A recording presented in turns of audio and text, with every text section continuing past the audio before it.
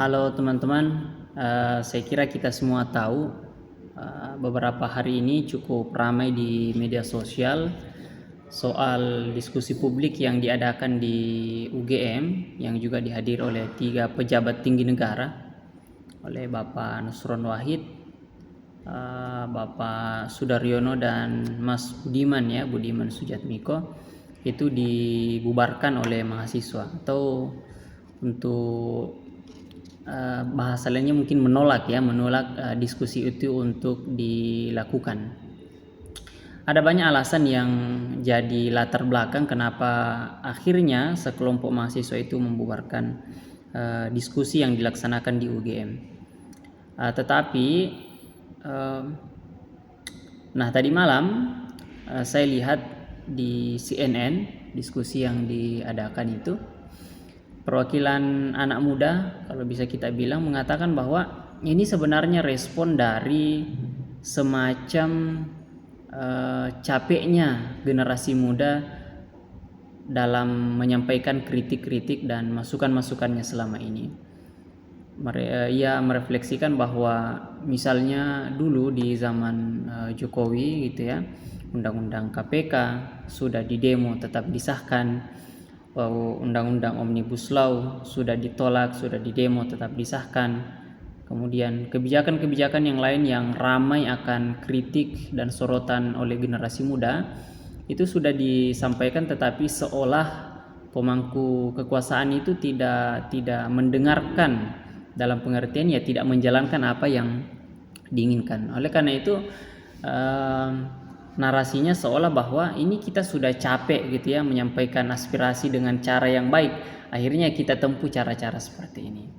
Nah, sebelum saya sampaikan teman-teman semua bagaimana sih kita mengelola ketidaksepakatan seharusnya di alam demokrasi ini, saya ingin sampaikan apresiasi tentunya terlebih dahulu kepada mahasiswa, kepada generasi muda kita yang hari-hari ini masih terus mau terlibat dalam partisipasi publik, khususnya dalam kritik, dalam memberikan masukan-masukan kepada pemerintah. Dan pemerintah kita di bawah kepemimpinan Presiden Prabowo sangat terbuka menyampaikan bahwa kita menunggu tentunya partisipasi dari generasi muda, masukan-masukan, bahkan kritikan-kritikan gitu ya.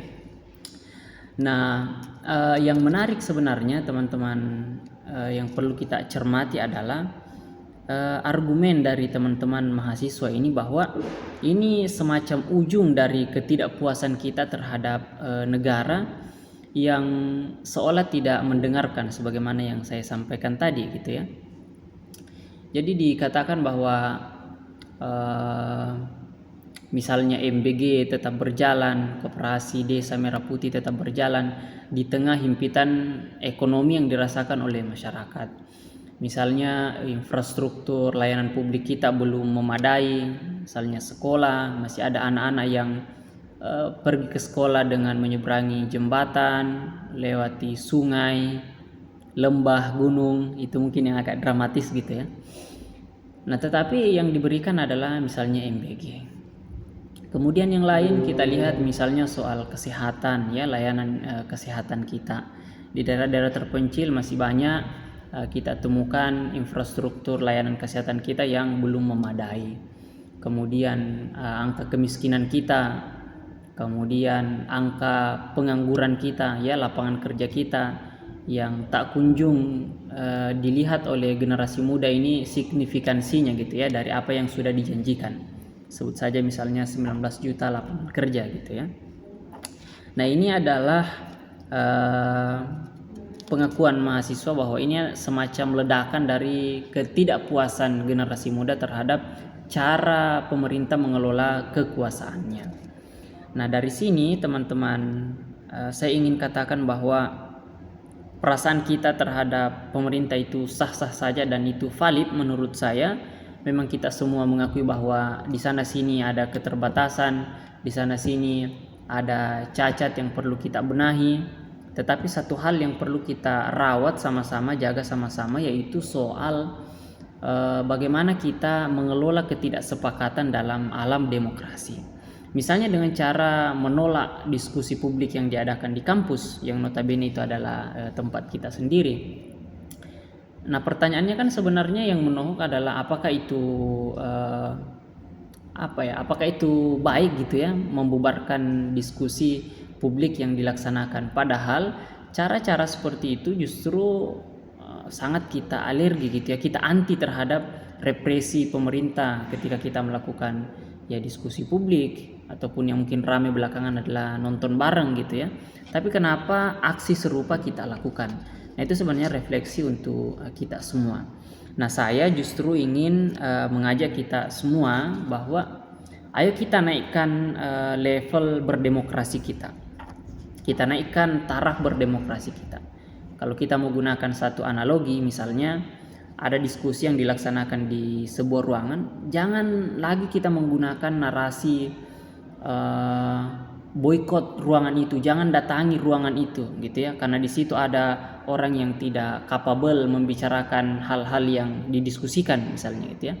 Tetapi saya justru ingin mengajak, bahkan semacam menantang kita semua, ayo justru kita datang, ramaikan, kasih full itu ruangan, kita datang di situ, kita bicara data, kita kasih argumen terkuat kita bawa bukti-bukti lapangan yang mungkin ya dalam dugaan kita tidak sampai kepada meja yang berwenang gitu ya.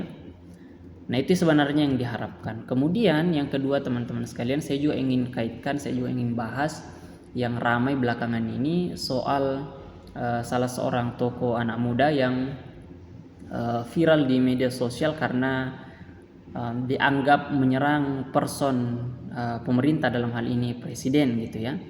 Nah, ini juga hal-hal yang perlu kita hindari. Ketika kita mengkritik sebuah kebijakan tetapi jalannya adalah dengan menyerang personal, misalnya fisik atau hal-hal yang tidak ada kaitannya dengan kinerja, maka itu sebenarnya menunjukkan bahwa mungkin argumen kita lemah sehingga kita membutuhkan alat yang lain, dalam hal ini caci maki, olok-olok dan sejenisnya untuk meruntuhkan saya ingin sebutnya mungkin ya kapabilitas dari pemerintah kita. Itu saja teman-teman yang merespon fenomena-fenomena yang belakangan ini ramai. Dan sekali lagi saya ingin mengajak kita semua generasi muda, ayo berpartisipasi lebih baik di alam demokrasi kita.